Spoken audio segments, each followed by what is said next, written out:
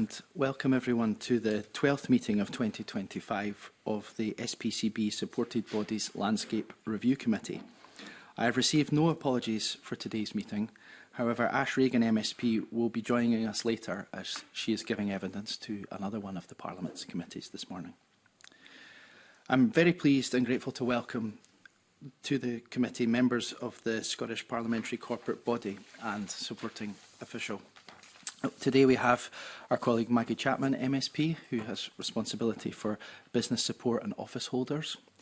Jackson Carlo, MSP, with responsibility for finance and organisation governance. And supporting them, Alan Campbell, Head of Operations of the Chief Executive Group of the SPCB.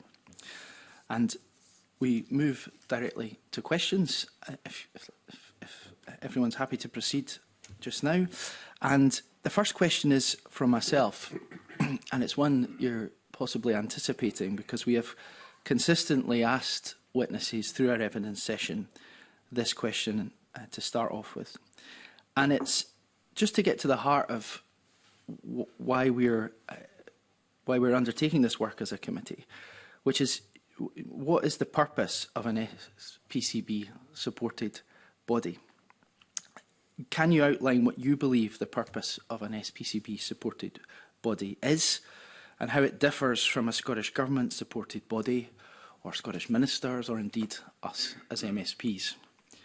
And in answering that, perhaps it would be helpful if you could touch on, we've heard evidence that supported bodies, SPCB-supported bodies, are often created when an independence from government is required for the body to fulfil its functions or perceived to be independent is important. However, we've also taken evidence from the Scottish Government-funded bodies, many of whom are in fact, you could argue that all of whom are seen to be independent of the government, but are not funded by the SPCB, they're funded by the Scottish Government. And also, do you believe that the SPCB accountability model offers greater independence than government-funded bodies?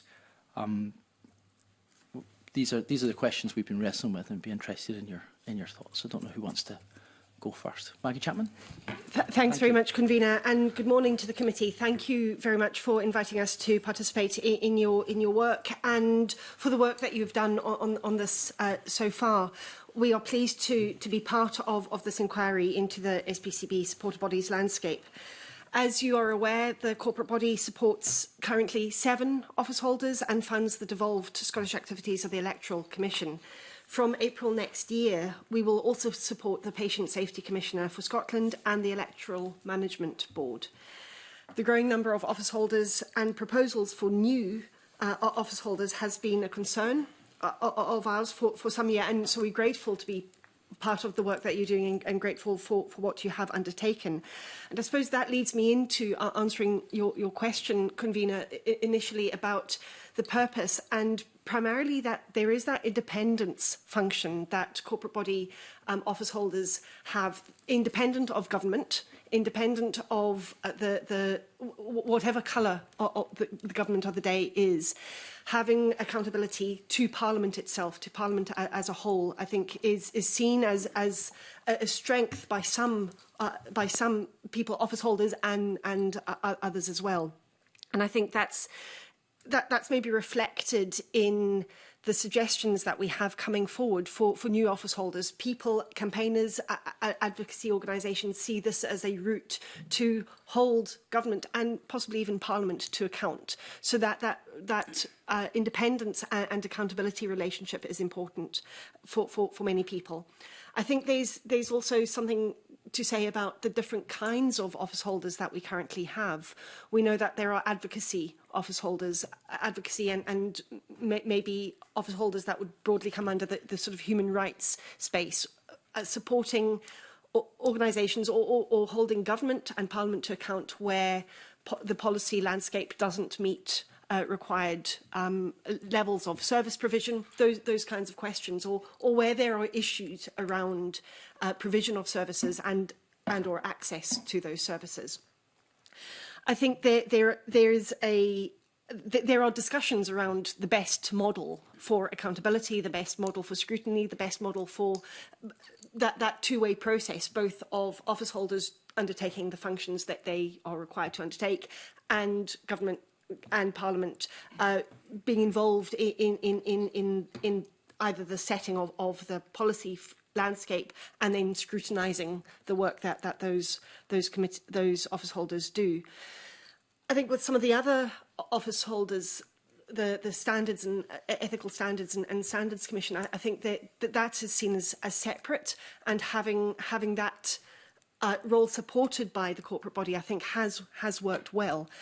Corporate body has, has a long time having had this oversight role, having had this role of supporting the governance, supporting the functions of our office holders across the piece, and I think we have fulfilled those roles reasonably well. I think that there are good relationships between corporate body and office holders. There are good opportunities for challenge, good opportunities for dialogue, both ways between corporate body and office holders. Is it the only model that exists? Absolutely not. Is it one that I think bears these kinds of questioning, these kinds of questions? Absolutely. But have we fulfilled the role, and has corporate body over the course of Parliament fulfilled that role? I think yes, it has fulfilled that role.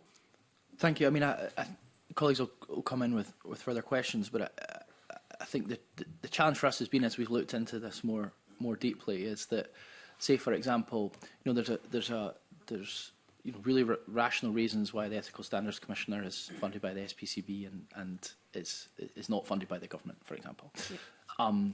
But the Patient Safety Commissioner, the Victims Commissioner, is less clear.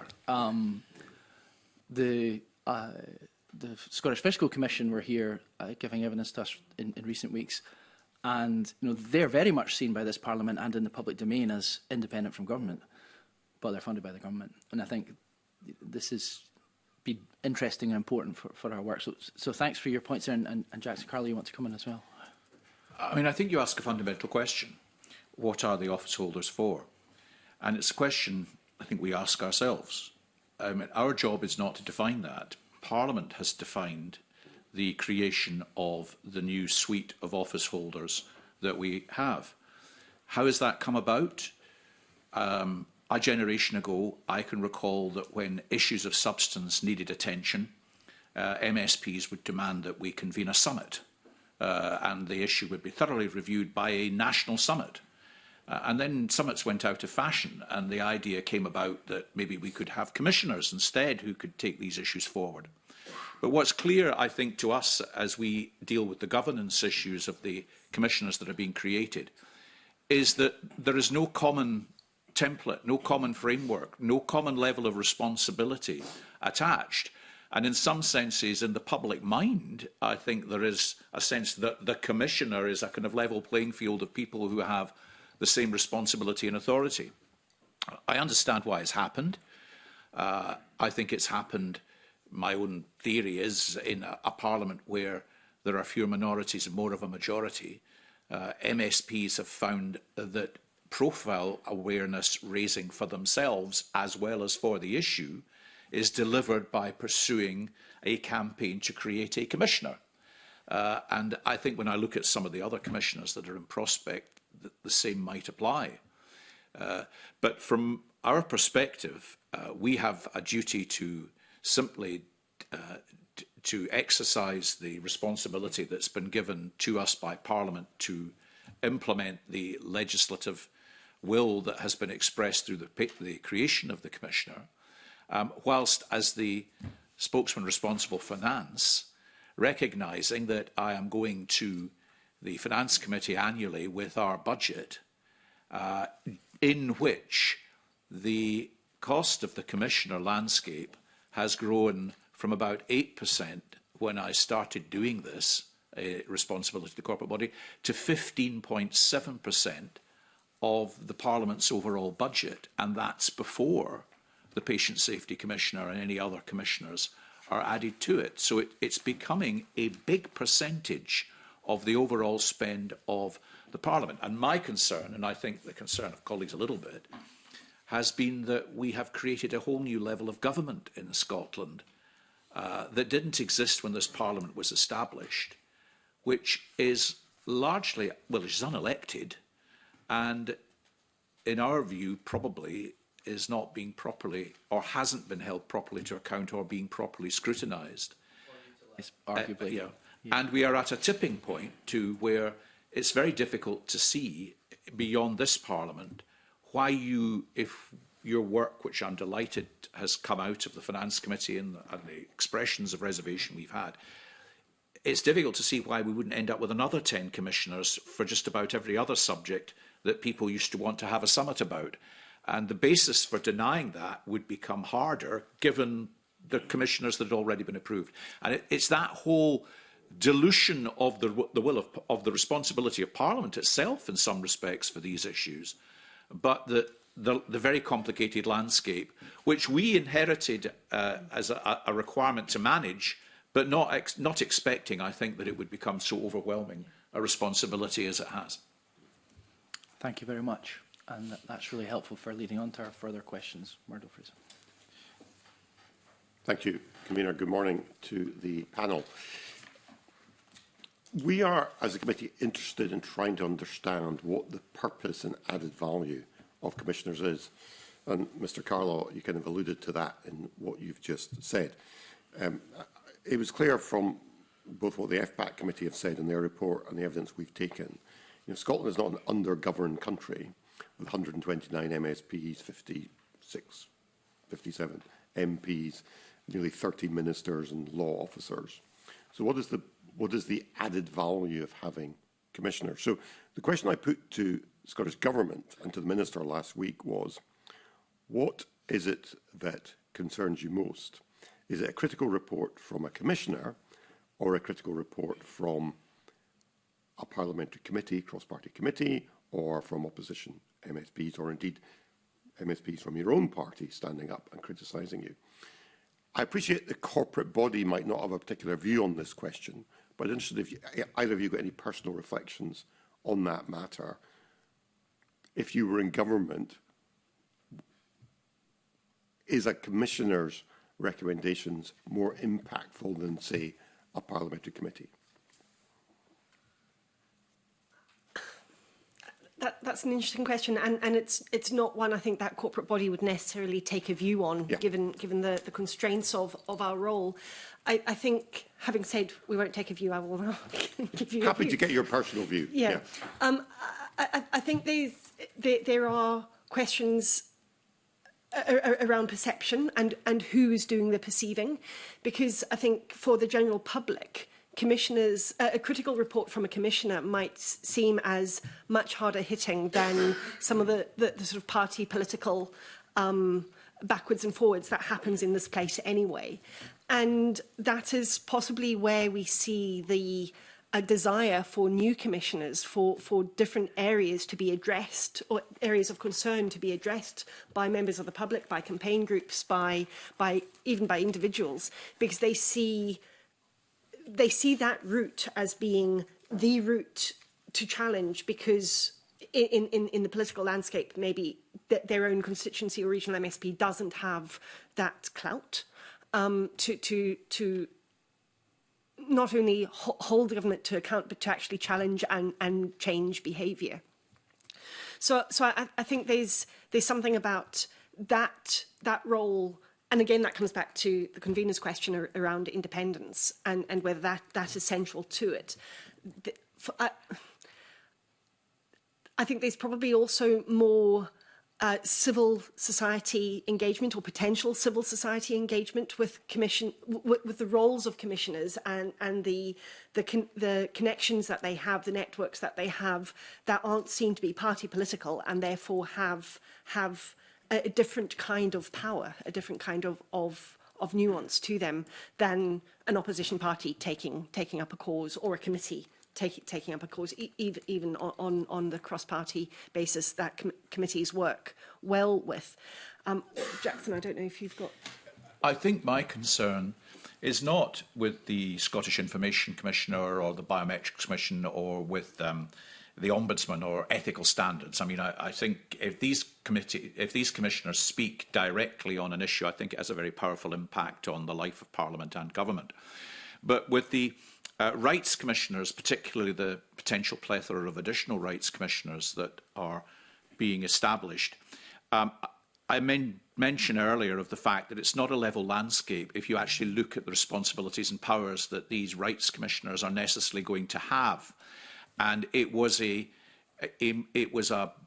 contention in the most recent one of the Patients' Rights Commissioner going through Parliament as to what authority and ability to intervene and direct that commissioner would actually have. And my suspicion, this is me speaking personally, is that there is an attraction to government in being able to say, when challenged on a matter by Parliament, oh, you're quite right. I will refer that to the Commissioner. And then when challenged further, well, Mr Fraser raised this issue with me and I've given it to the Commissioner. Mr Fraser will need to wait now for the Commissioner to rule on what the Commissioner thinks. And so is it actually diluting the authority of Parliament if the Commissioners, when established, don't have executive authority to act? And even if they do, is that the right way round, or is that what the committees of Parliament were actually set up to do in the first place? In other words, are MSPs devolving their responsibilities in areas of life which, you know, Disability Commissioner, an Older People Commissioner, a Sustaining Wellbeing Commissioner, a Future Generations Commissioner, a Learning Disability, Autism and Neurodiversity Commissioner? I mean, and then think, well, we have an Animal Rights Commissioner. I mean, this could go on in perpetuity, and it's difficult to see how you argue against. And I think the very point you make is no. I think that the authority of Parliament should be the thing, personally, that the government is most challenged by when it comes to advocacy. Okay, thank you. It's very, very helpful. Thank you. Lawrence Slater. Sorry, I've got a cheeky supplemental after Murdo's question there. So, Mr. Crawley, you said about, we're speaking about effectiveness.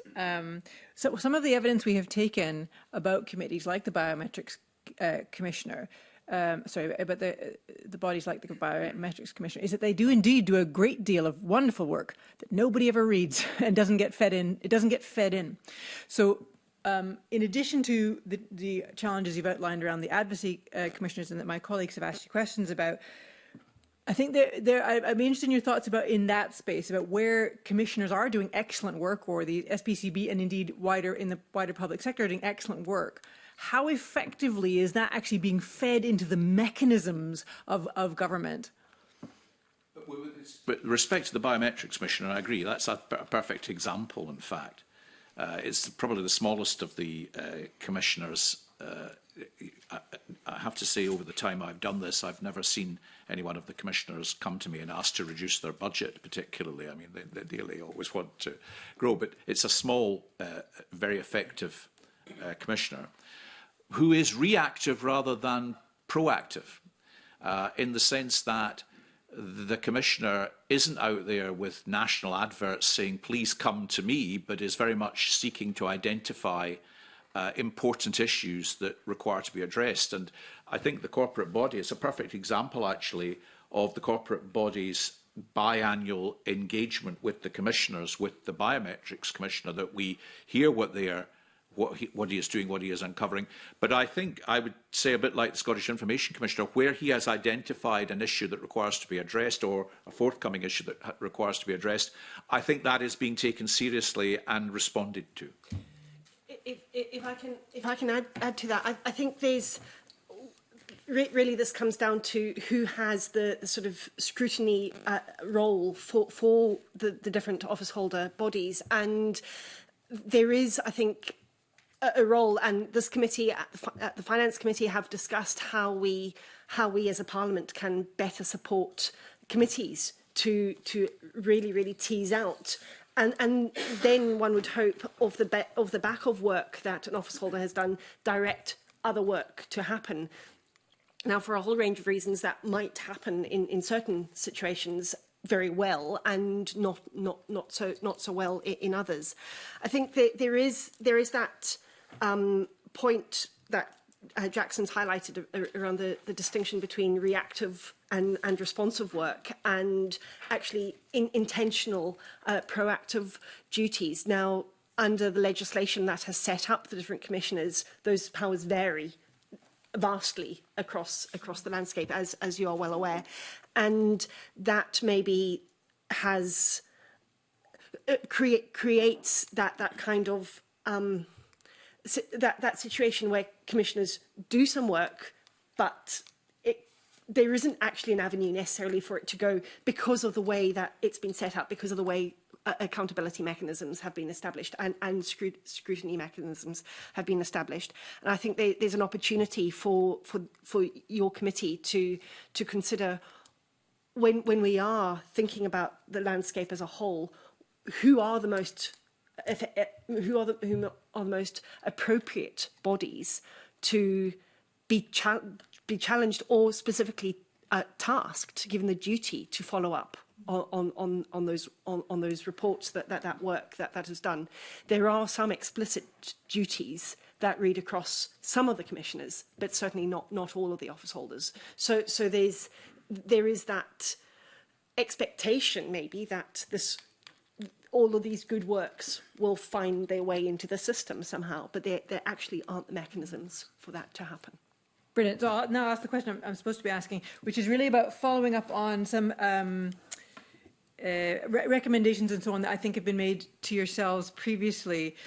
One area we looked at earlier was about that we've looked at earlier as a committee is about some sort of central portal or central location where members of the public can find more information. And I know that the Commissioner for Ethical Standards has written to the SPCB about whether the Parliament's website can be updated so that there's more information about the office holders and how to contact them and so on. Is that something that's in progress? Are you able to give an update? Yes, I'll pass over to Alan if that's okay. Yes, thanks very much. Yes, we received a letter from the Ethical Standards Commissioner on behalf of the other commissioners. I think it was copied to this committee as well. So yes, myself and the Chief Executive have discussed. We've asked the Parliament's Communications Office to kick off some work on that, and I think I've received a draft in the last couple of days. So we're actively looking at how we can improve that presence on our website, and we'll work with the commissioners and the office holders on that. So yeah, that's something we're looking at. Super. And there were 3 recommendations from the FPAC committee. One was that I'm just going to ask for an update on, because they are also things that we are considering and I don't want to duplicate effort. An update on the work of the SPCB to identify opportunities for sharing services, premises and other efficiencies and back office efficiencies. So I think the main update on that is in our letter to the Finance Committee, which I'm sure we can share. I can give an additional update most recently on the accommodation audit, which is mentioned. So that has now been commissioned. So the accommodation audit is being taken forward by our internal audit function. I don't have a precise date, but I think summer is probably as much as we can give at the moment. But that will look across the entire office holder estate. So that's probably the most recent development since the update we gave to FPAC in February time. Okay, so we will need to consider whether we make recommendations in that on that topic area if that work is already underway. Likewise, one of the other recommendations was to explore the ways in which to seek greater transparency to its governance and oversight arrangements. This should include considering whether any material for internal assessments could be appropriately published for use by the committee. By the committees and by others. Is that work underway? Do you want me to? Yeah. So the corporate body minutes, extracts of minutes are always available, and I think there are things that we are looking at to see how we can ensure transparency. Maybe not around detail, because I think corporate body is not a committee of the Parliament, so it doesn't function in the same way as committees of Parliament. Our meetings are in private, and I think there's a really important role space for that. So we are looking at ways to ensure that our minutes and the notes of conversations we have with office holders, and indeed with the office holder services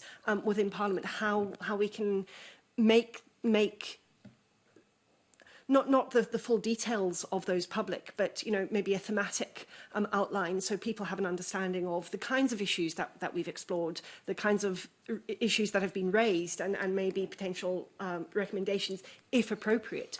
But I think we as the corporate body have a duty to support the office holders in their work and not to make public information that could undermine not only their integrity as office holders, but also their functions to carry out their roles. So our agreed practice is to meet in private, and I think a significant change to that would fundamentally change the relationship that we have as people with oversight for governance and accountability of the office holders in the way that we do. I think I'd be interested in this committee's views of whether that thematic sort of outline of discussions is what you're looking for, or if there's more that we could be doing. But I maintain very clearly that those private discussions are private, and it's important that they remain so.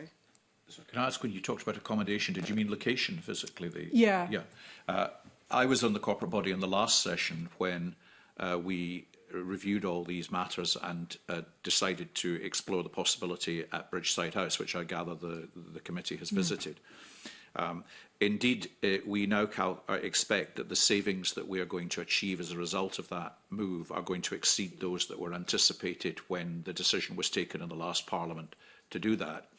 I think the corporate body would have been content had we been able to locate even more of the commissioners in that location. But of course, some of the commissioners were held to terms of leases and various things that had been entered into a very long time ago for reasons which, well, you can explore at your leisure. But they maybe perhaps were not ideal from the point of view, because I think that it has become apparent that there are shared services which the commissioners can all benefit from. Having said that, I regularly conjure up the slight nightmare, which is why I'm so glad this committee is undertaking the review it's doing. Whatever your views of the European Union, obviously one of my nightmares in Brussels was standing in front of a monstrous, great, big, huge building that said the Commission. And I've always harboured the anxiety that if we just keep adding commissioners and commissioners and commissioners, at one point in Edinburgh, we may stand before some enormous, great, big building called the Commission where all the shared services are. And the argument is, well, it's not going to be very much more to have another commissioner because, look, they're all in this building with all the shared services. And so it's not a big issue. So I think what we've done at Bridgeside House has been terrific, and I think talking to the commissioners at the most recent meetings of governance we've had, the willingness between them actually to explore without direction how they can pull even further together to try and accommodate shared services has been terrific. I think on the sort of geographical location, I think it's also important to remember that co-location of services doesn't have to mean geography. There are a whole range of services that can happen in the background, especially in the new post-COVID world of doing many more things online, many more things electronically, and I think one of the tensions that drive to geographically co-locate has been the drive some years ago to spread out from and not be so central belt focused, which was an intention of Parliament a few years ago to not only get jobs elsewhere, but also to have a sense that actually it wasn't just this great behemoth in Edinburgh that did all the work. So I think that there are those tensions, but there are, I think, novel and creative ways of ensuring that we can do things in a geographically disparate but still shared services way. Can I just come in there, just if that's all right? Look, Yeah. I have one more to follow up on. Yeah, I'll come back to you in a minute. I mean, I appreciate the point about wanting different aspects of the public sector to be in different parts of Scotland, and that absolutely applies to the executive in particular. Of course, I can also appreciate why the commissioners would want to be, a lot of them, geographically located and easily accessible to the Parliament. And our visit to Bridgeside House was both interesting and helpful. And of course, with it being in my constituency, you know, I welcome the fact that they are located there in many ways. But there is a question, I think, that we had on Tuesday when we visited, and have had generally, which is, you know, it's a commercially leased building, and appreciate the points that Jackson Carlos said about the savings already made to date. But you know, if the perception of independence could be preserved, you know, are there other buildings in the public sector that could be utilised and make further saving? Is that a question that the SPCB has asked itself, or may ask itself? You know, for example, when considering the next break in the lease or what have you for Bridgeside House? Certainly at the time that Bridgeside House became an option, my recollection is that we were keen to try and identify suitable accommodation, and there was quite an exercise gone into to find somewhere that was appropriate. And we, at the time, considered ourselves quite fortunate to be able to get Bridgeside House, because we were looking at that point at individual commissioners who were in the process of having to renegotiate and could potentially all have been in separate locations. So things probably happened quite quickly. Bridgeside House has also proved to be quite adaptable in that we've been able to acquire additional floor space in Bridgeside House, which we didn't anticipate at the time, because we didn't anticipate in the last Parliament, I think, that there were going to be more commissioners emerging. It's been a bit of a characteristic of this Parliament that we've moved into this arena with slightly more enthusiasm. So I don't know that. I mean, I think the corporate body will always be open to seeking to identify a way in which we can reduce cost while maintaining effectiveness. One or two of the other commissioners are elsewhere. I don't know whether it was for geographic or convenience reasons of those involved that they ended up in the location that they did. But what I will say, and I say this with some regret, is that absolutely fundamental to the success of bringing all this together has been Janice Crerar, who has been absolutely superb. I assume you've probably heard from Janice, who is now set to retire and is going to be a very significant loss in this regard. But I think she's done a terrific job, actually, in pulling all this together and ensuring that the Bridgeside House thing has worked out to be the success that it has. And I should say that it's operationally and in many other ways, it seemed to be, you know, really working effectively when we visited. I didn't want to not give that impression. I just Nobody's asked raised the question the issue about the public sector estate. And, nobody's raised the issue, as you put it, convener, that there has been any perception that them being in that commercial property at Bridgeside House has in any way mitigated their independence. No, sorry, that's not what I was meaning to portray. What I was asking is if, for example, at a future time, there was to be a co-location in a public sector building that was either owned or funded. Well, Bridgeside House is funded by the Scottish Parliament, but say a building that was owned by the Scottish Parliament or owned by the Scottish Government or part of another public body where their savings could be made, because there wouldn't be a commercial lease. You know, is that something that is being considered?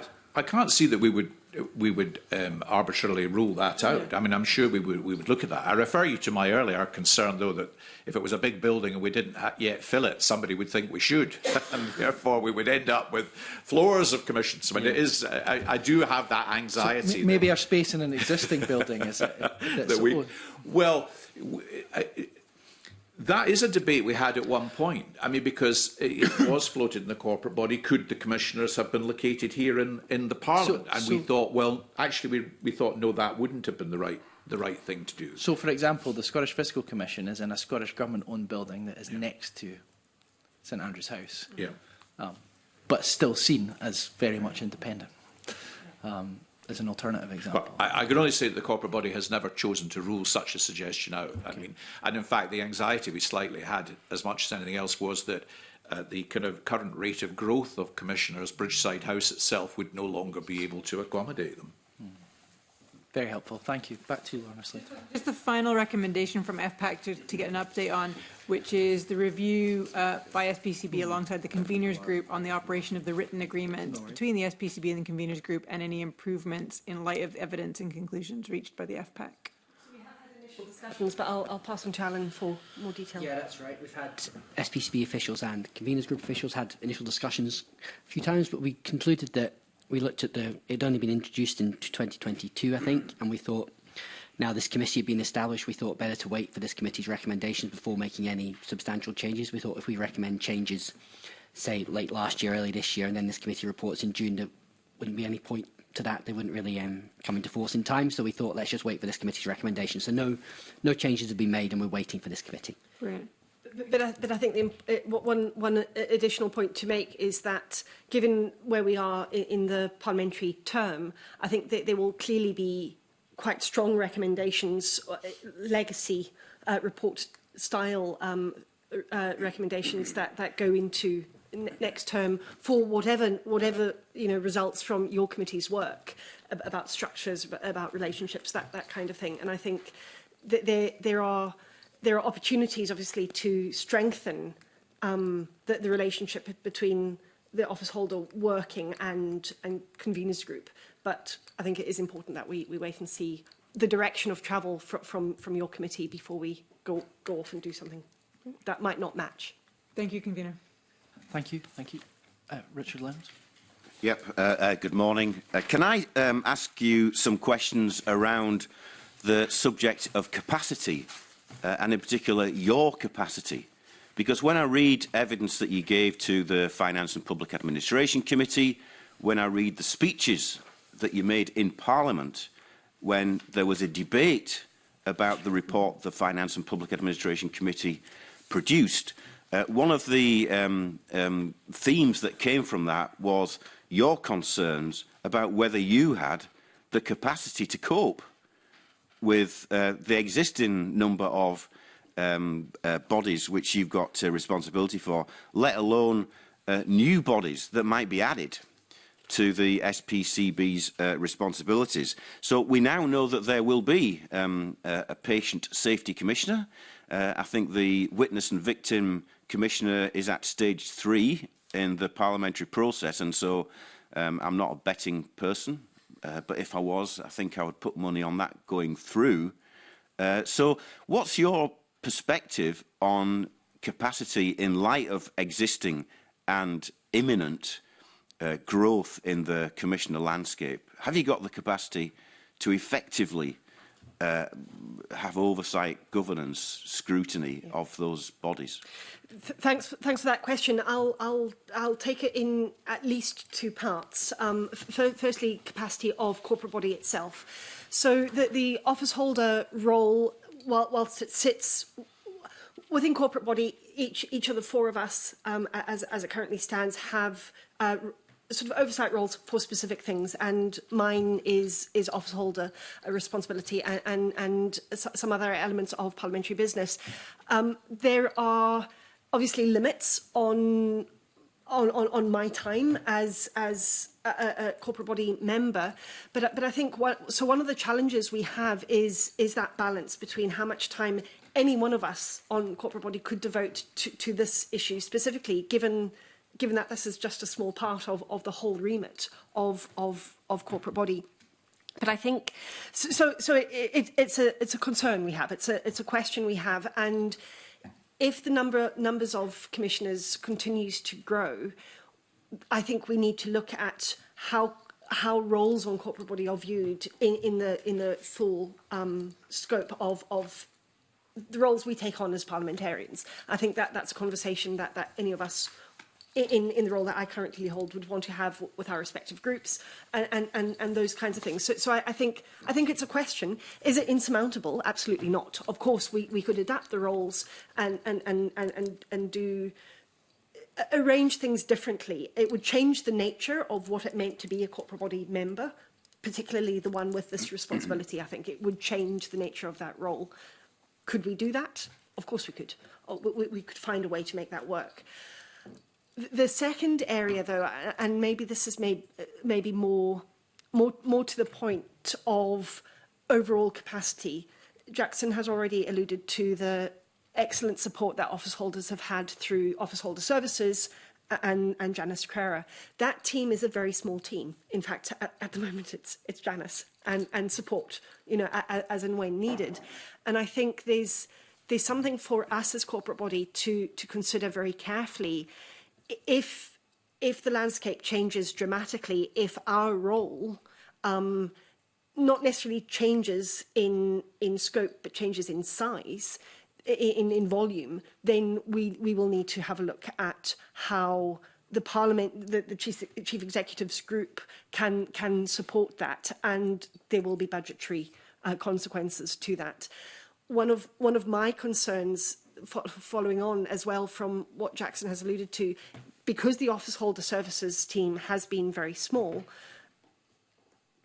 and for many years has been very stable, the loss of any one member actually takes a whole lot of institutional memory, a whole lot of that's those sorts of intangibles that you don't know, but when you're not there, oh my God, we know that person knew those things, and now we don't.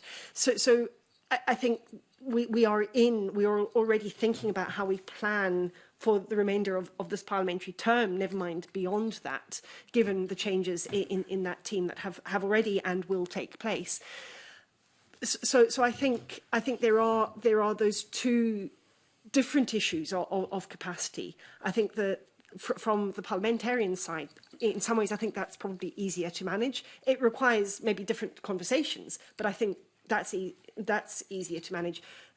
Will we need additional support from the office holder services team? I would argue yes, very clearly. Alan, I don't know if you want to. Yeah, just to echo that, really, just to say yes, it's a very lean team in the Chief Executive's office, and we do our very best to support all the different functions of the Chief Executive. But this is absolutely a growing area, and I think if there's one, I think Chief Execs on record are saying if there's any area in the parliamentary service we might look to increase resources in, it's probably this area. And so I think we'd just come back to that as part of the budgetary discussions. But Maggie's absolutely right. So I was going to say, Mr. Leonard asked if we've got capacity. I'd want to assure him we have the intellectual capacity to discharge our functions in this regard, Mr. Leonard. I'm sure that wasn't what you were alluding to, but whether or not we have the physical capacity. And I think that's a reasonable question. We have changed the agenda rotation of the parliamentary corporate body meetings in order to facilitate a more regular and slightly more extended interface with the various commissioners, which I think hadn't been happening, in the same way that I'm not altogether clear that committees of Parliament, some of whom have got several commissioners that they are responsible for, have been able to properly give account to them. But we did look, because one of the options at the start of this session, mindful of the growth, was whether in fact we should set up a separate advisory committee to the corporate body on the whole management of the office holder landscape. And we have fleshed out the whole apparatus that would be able to support that. But we are governed by statute, and in fact the advice we received is we cannot, as a corporate body, devolve our responsibility in law to another committee of this Parliament. It is established that it is the corporate body's responsibility. So if an outcome at some stage in all of this was that it was felt that there would be a merit in exploring a route of that character, I think it would require primary, what was it? Definite legislative. Definite would require legislation to allow that to take place. But we worked out in quite some detail what that would be like, what its responsibilities would be, how it would exercise those functions. And in the absence of being able to do that, as I say, we've restructured our own agenda and the way in which we interface. But is that as comprehensive as might have been the alternative? Possibly not. Because obviously as a committee we can make recommendations in the medium and longer term about changes to the legislative framework which might get us into that terrain. So I don't know what status that work has got and whether you are able to share that with us, because I think if you are able to share it with us, it would be quite useful for us to have sight of that, because we are interested in whether you've considered alternative governance arrangements and what that looks like. You know, we understand that it may be beyond your power to unilaterally establish those, but we would be interested to see what led you to conclude that that might be a better way of providing oversight. I think that's certainly something We can share we'll share as much as we possibly can. We'll commit to take that away, definitely. I've just got a couple of other questions, and again, one is really just for the record. So I think, as I understand it, there are kind of quarterly sessions now between the officer holder services team and these commissioners and other related bodies. And I think, Mr. Carlaw, you said you now have biannual meetings as a corporate body with each of these post holders too. I think previously it might have been an annual session. So again, just to confirm for the record, that's how that works at the moment. That's the frequency of that interaction. So we off the back of the recommendations from FPAC, we've committed to biannual. We are in the process of getting those in place for corporate body. The quarterly meetings with office holder services, yes, those happen. Those are formal. That doesn't mean those are the only meetings that do happen. There are other conversations that happen throughout the year. And I suppose I would also say that for particular pieces of work or particular issues that any office holder or in any area of work that's underway needs, there can be additional meetings. So, for instance, I've gone into additional meetings with office holders, with office holder services, beyond the quarterly and beyond the sort of full corporate body meetings that have taken place. I think we are just into the biannual conversations with corporate body, but they have been annual up to that point. Okay, and a short answer to this would be helpful, because I don't want us to go down a rabbit hole, but it's often said that we learn more from failure than we learn from success.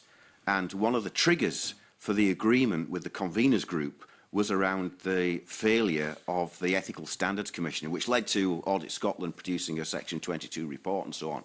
And I think a view on the Public Audit Committee that it shouldn't have taken that to resolve some of the issues that clearly had been developing inside that organisation. I mean, do you feel as though that has led you to some lessons learned about how better to provide that oversight and scrutiny and accountability? Yes. Yeah. You wanted a short answer. I'll say yes. Well, short plus, I mean, again, some of this stretched over more than one Parliament in relation to that issue, and I can recall. So, yes, we've learned some of the lessons, but I think it also clarified some of the obstacles that exist in the ability of us to act and operate, which I hope were sort of understood and realised in some of the discussion that took place later. So have we learned in the sense that nothing like that could happen again? Well, we've learned why it happened and how it happened and what we could do, but could it happen again? I'm not entirely convinced that circumstances couldn't arise where something like that might. I think partly because we would require a change in our powers. And we can't just decide that. We can't decide that for ourselves. I think one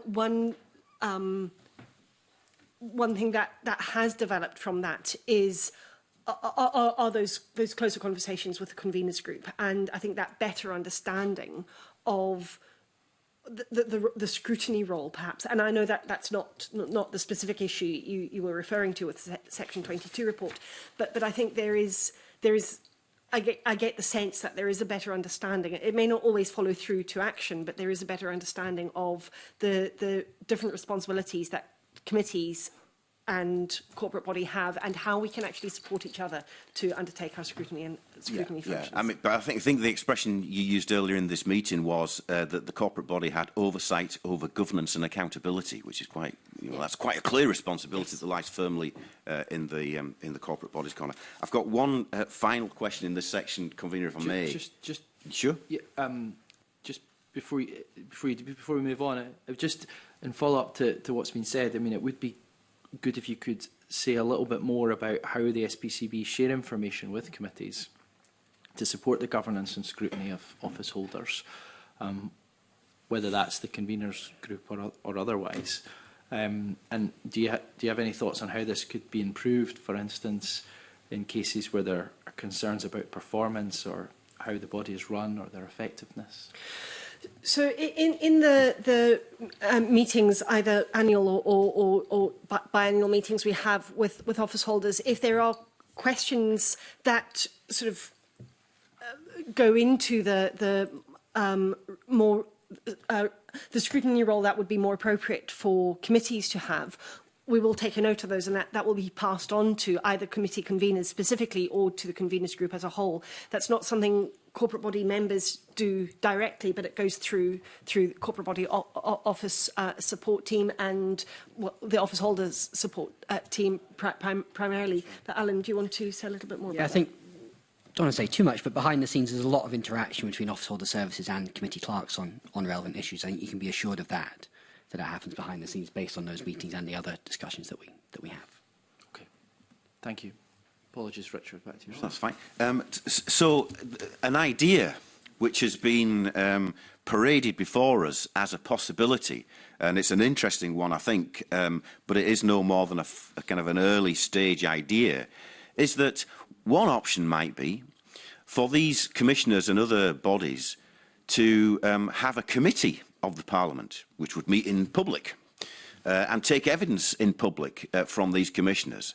And that wouldn't preclude subject committees also receiving reports, in the same way the Auditor General plugs directly into the Public Audit Committee, but will also give evidence to the Economy Committee, the Education Committee and so on when reports are produced on those particular areas. So I just wonder whether you've got any thoughts about that model and whether that model might work as a way of addressing some of the gaps that might currently exist. And would that be a better way, potentially, of holding to account the work of commissioners, recognising, and it's important to stress this, recognising that Audit Scotland has got 340 full-time equivalent staff, and so it generates an awful lot of work because of that. And the commissioners that we're speaking about here have got a much smaller establishment of staff. So the dimensions are different when we accept that. But we just wondered whether you had any initial, or maybe on reflection, you could get back to us with a view about whether that model is worthy of further examination. So it's an interesting question, and I think that the kind of New Zealand model approach, I know this committee's heard about. I think we welcome the conversation about that. I'm not sure that we, as a corporate body, have a firm view on that yet, and I think there are questions around capacity, time, expertise. I think there would also then be questions, and this isn't for corporate body, but just for the overall piece. There would be questions around the development of expertise in some of the subject areas that some of the office holders have, and who actually would be the most appropriate body to scrutinise that work. And would that lead to duplication of another kind? So if you have the standalone committee, that might stray into the scrutiny of some of their functions, but then you have subject committees that also scrutinise their functions. Just how would you... I think it could be done, clearly. It can be done, but there would need careful consideration to where those splits would be. On the point about the sort of functional accountability side of things,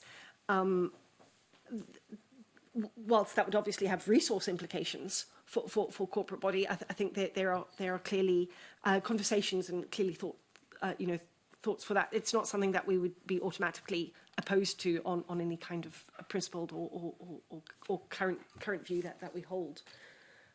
Jackson, I don't know if you want to say more. I think it's a kind of variation, in fact, of the kind of subcommittee of the corporate body. If it were a committee of Parliament, that would lead to quite a lot of legislative change, because the acts establishing all of the individual commissioners very specifically identify responsibilities to the corporate body. So it might be a more complicated legislative route than the alternative.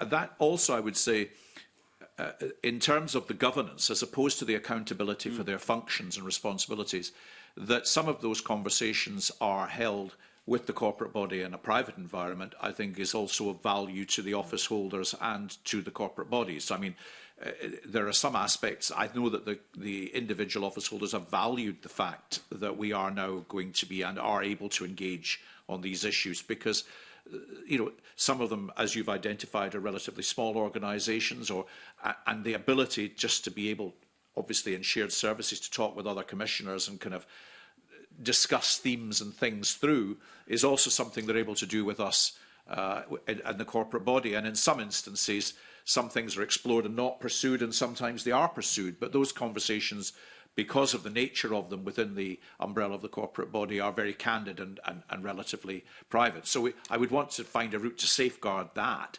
But in terms of the accountability aspect of it, it does seem to me tricky that there are committees of the Parliament who are charged with holding commissioners to account, sometimes several, and having to accommodate that within potentially a very heavy legislative load of work that they also have to consider. So it's not that they're evenly spread. And so the idea that there maybe was a committee that was more widely responsible for looking at the accountability of the commissioners, I can see why that might be attractive, both in terms of the level of scrutiny and the continuity of scrutiny, because my suspicion, having previously been in a committee, is that, you know, that the clerk said, "Oh, by the way, you've got a responsibility for this thing too. We're going to have so and so in to discuss it." And everybody says, "Oh, what do we say?" And I think it would, you know, the continuity of scrutiny of a permanent committee looking at the accountability of these issues would be of value, I think. And it would probably release the individual subject committees slightly too, because I say they have got a very heavy workload. Some of them could initiate legislation as well, but the days when they've had time to do that have more or less evaporated. So I can see why that might be attractive.